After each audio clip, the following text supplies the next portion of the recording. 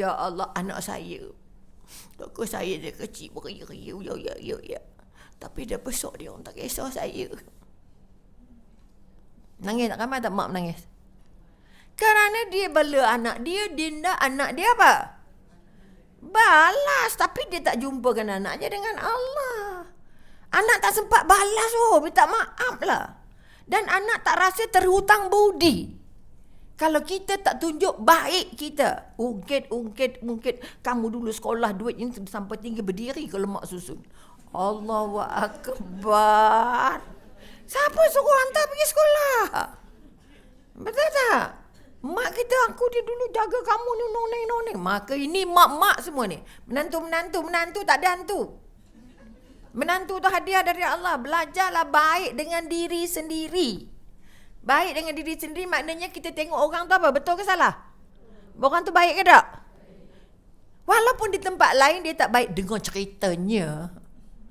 Betul? Dia ni begitu-begitu. Lantaklah begitu begini. Tapi dengan kita dia baik tak? Atau dia tak baik dengan kita, kita baik tak? Orang beriman itu baik, lebih baik.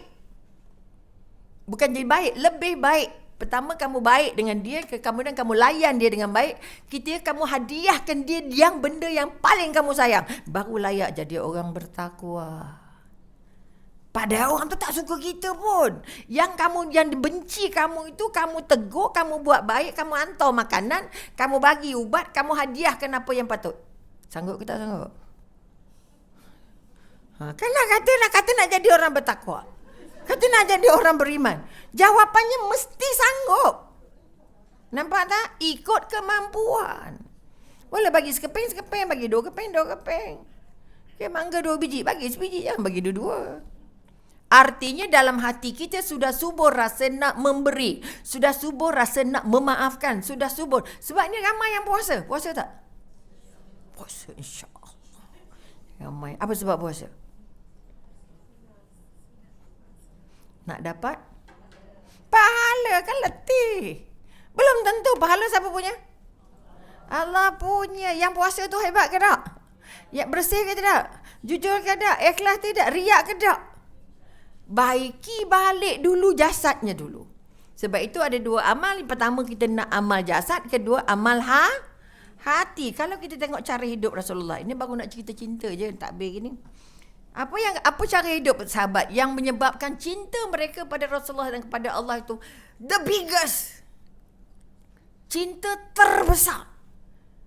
Ya Rasulullah, aku mencintai kamu lebih daripada anak aku, harta aku. Kamu salah, Umar.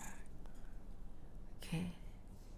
Selagi kamu tidak mencintai aku lebih daripada diri kamu, maka iman kamu belum sempurna. Okay. Nabi kata, ulang balik. Aku mencintaimu Muhammad lebih daripada anak isteri, keluarga, harta dan diri aku. Kamu benar, kata Rasulullah. Agak-agak kita sayang Rasulullahnya mana? Aku cinta Allah, Rasulullah lebih dari semua. Bayangkan. Sebab itu cinta kita tidak subur. Sebab kita tak amalikan cinta itu.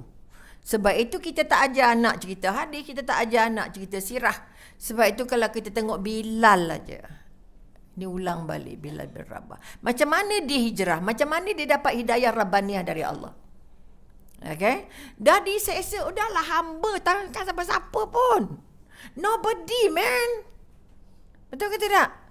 Hamba hitam Habsyi. Ya Rabbi. Ambil upah petik kurma. Upahnya apa? 2 genggam kurma.